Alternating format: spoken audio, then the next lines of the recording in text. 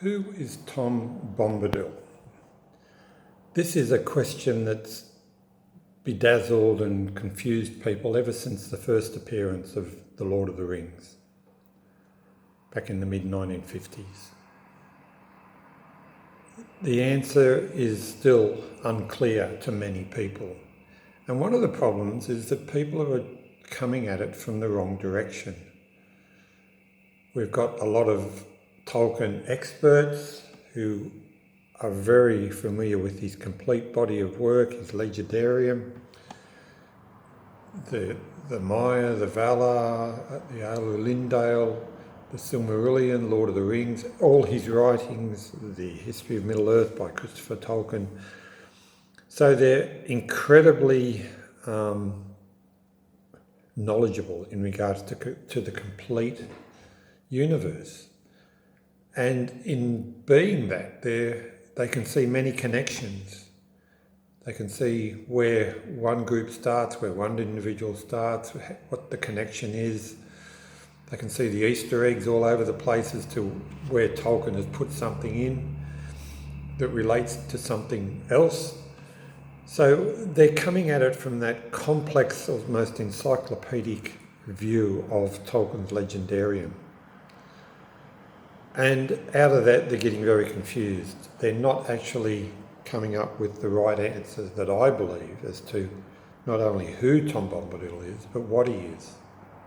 And that's the problem. There's two issues here. One is about who he is, and we know who he is from all those things that Tolkien clearly said about Bombadil, that he wrote about him, that he had yellow boots, etc. So we know who he is and what people in his books said about him. But nowhere did Tolkien clearly state what he is. And that's the core issue. Because Tom Bombadil doesn't fit in Middle-earth. He's there in The Lord of the Rings, he's there in various other tales outside of The Lord of the Rings, but he's not there in the Silmarillion as such. It's almost as though he was there for a certain period. Tolkien put him into The Lord of the Rings, and then after that he basically did not address him, and he did not actually incorporate Tom Bombadil into the complete legendarium.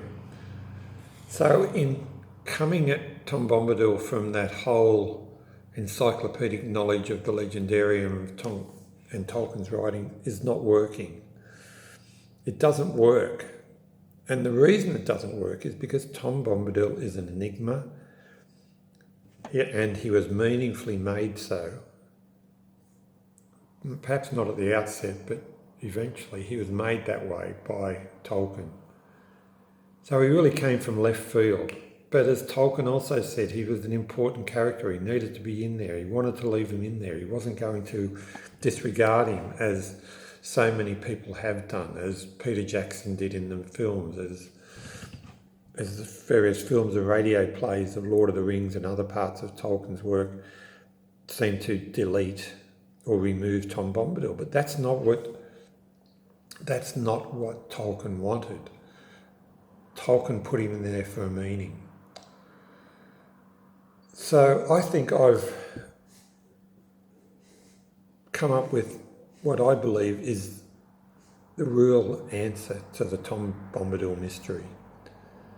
And I've come at that not from developing an encyclopedic knowledge of Tolkien's work, but I've come at it from thinking about, okay, what was going on here? What was the truth about Tom Bombadil?